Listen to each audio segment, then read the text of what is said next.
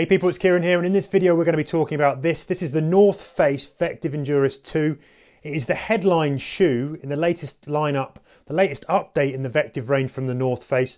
That lineup also consists now of the FLIGHT Vectiv, the carbon plated number, the VECTIV INFINITE, and the new Enduris II. Now the North Face says this is the most cushioned Vectiv ever. They also say that this is the perfect, comfortable, high mileage shoe for the trail.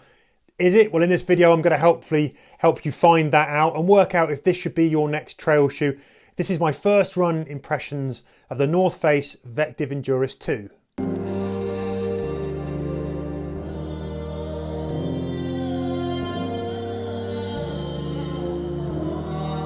So before we get into the shoe whip round, let's have a quick look at the price, weight and drop.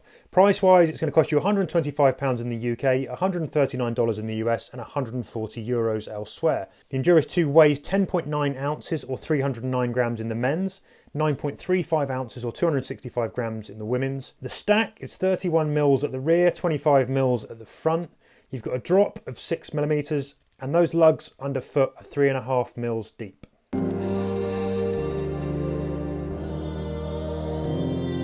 Let's have a quick whip round of the shoe. Well, undoubtedly the headline here is that Vectiv midsole technology, which is basically a combination of a high stack of lightweight cushioning with a plate in the middle and a rocker geometry. Now, unlike the main Vectiv, this Enduris II doesn't have a carbon plate, it's actually got a TPU plate.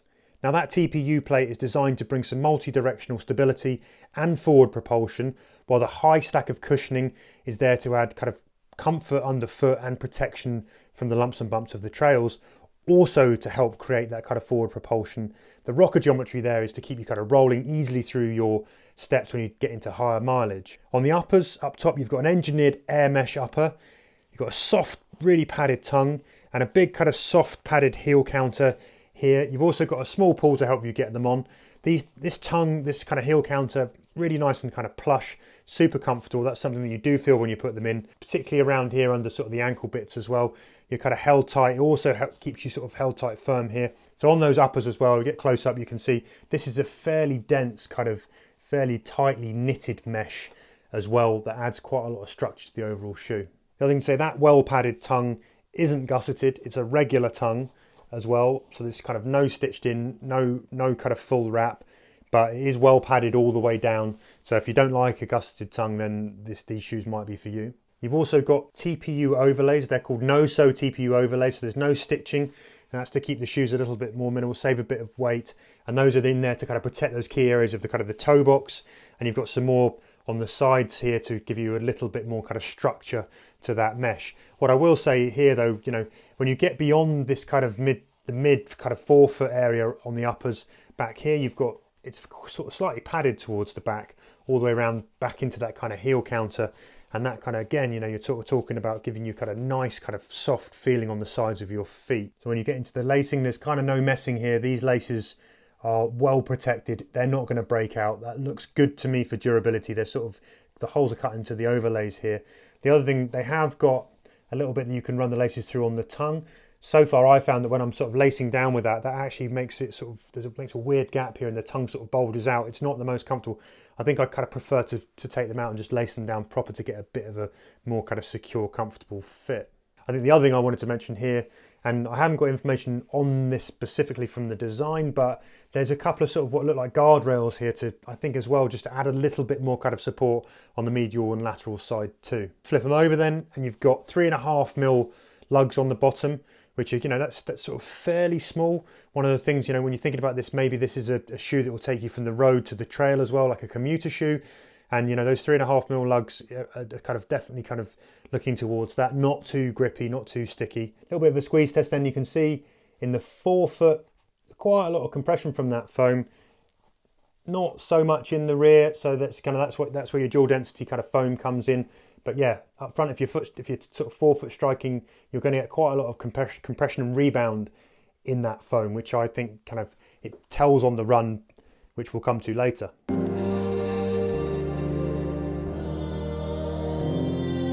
So let's talk quickly about how I found this Vectiv Enduris II on my first run. I've done about 4 miles so far. Fortunately, a lot of it has been on kind of a tarmac on the approaches. I've had a couple of miles along kind of river paths. They are so dry and compacted that it's basically a little bit uneven, but it's not trails by any stretch of the imagination really. But a surprising thing about these shoes, I know very little about what they do. I didn't really look at the tech spec before I came out. I just came out, got them out of the box because they're one of the many boxes of shoes we've got to test. And I thought actually I'll give them a crack tonight. And they've been a huge surprise to me.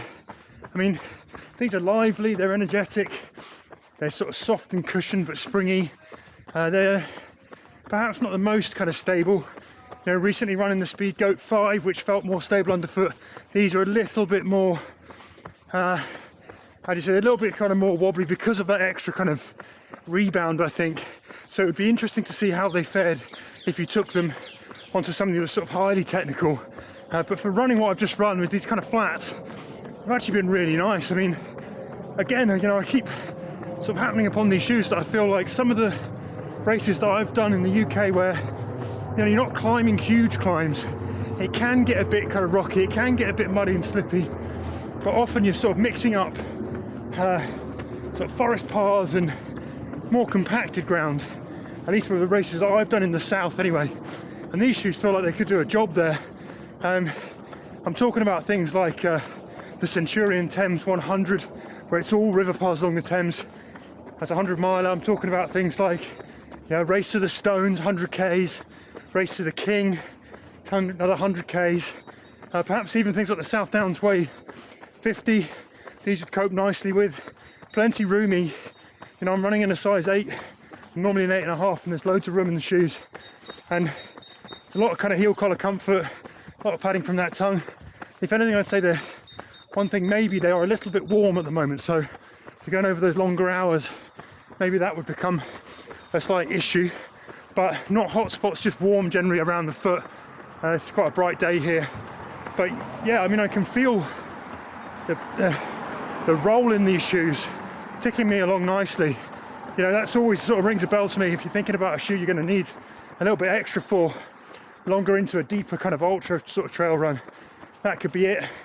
I can't wait to actually get these out and see how they fare on something that's actually a bit more sort of proper trail.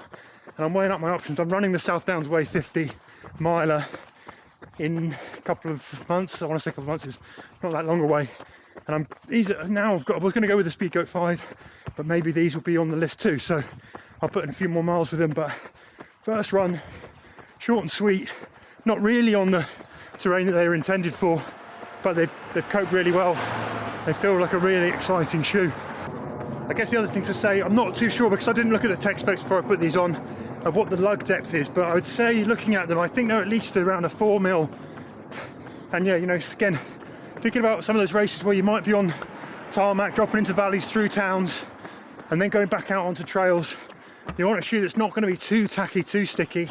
Now, they are a bit grippy on the way out here along some of the runs. I did find them a little bit too tacky, obviously, to be running on sort of tarmac for too long, but some of that I feel like is really offset by the extra kind of sort of bouncy energy that you're getting from that midsole, and that kind of this feeling like you're sort of rolling through with each footstep. So yeah, they actually do a pretty decent job on this kind of, you know, I'm running on a pavement here at the moment, and they're at least as good as some other shoes, road shoes that I've run in.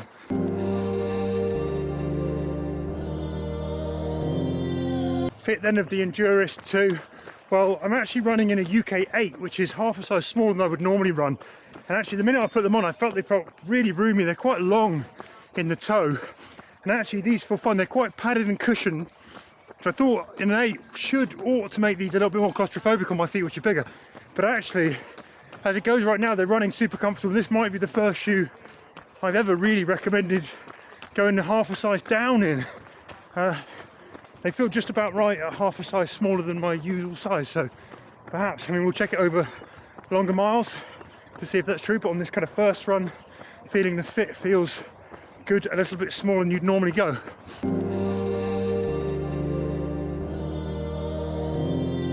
So I'm just literally back, still sweaty from my first run with this, the North Face Vectiv Enduris II. I did about 7.5 miles, a lot of tarmac actually, which is not what these are made for. Bit of sort of light compacted trails. And my verdict quickly on this is, you know, a really exciting shoe. I thought it was light, I thought it was agile, I thought it was quite punchy. There's like an energetic, soft cushioned ride for a trail shoe that feels quite different to a lot of trail shoes that I've run in the past. And it feels like an exciting shoe to run in. It handled that kind of road to trail bit really well, even though it's got these kind of, you know, the lugs on it. Nothing steep at all that I ran in. But yeah, I mean, it was, for a size 8, it was nice and roomy, even though I'm a half size bigger. It felt a little bit warm for that first run, but it's plenty kind of plush, cushioned, and nice to run in. I have a feeling that this could be a really, really nice kind of long, sort of easy rolling kind of ultra trail shoe. It's definitely got potential for that. I'm excited to take this out and try it on something that's kind of a little bit more steep and a little bit more technical. I always kind of say that about the trails, but yeah, but I think this shoe might be one to watch.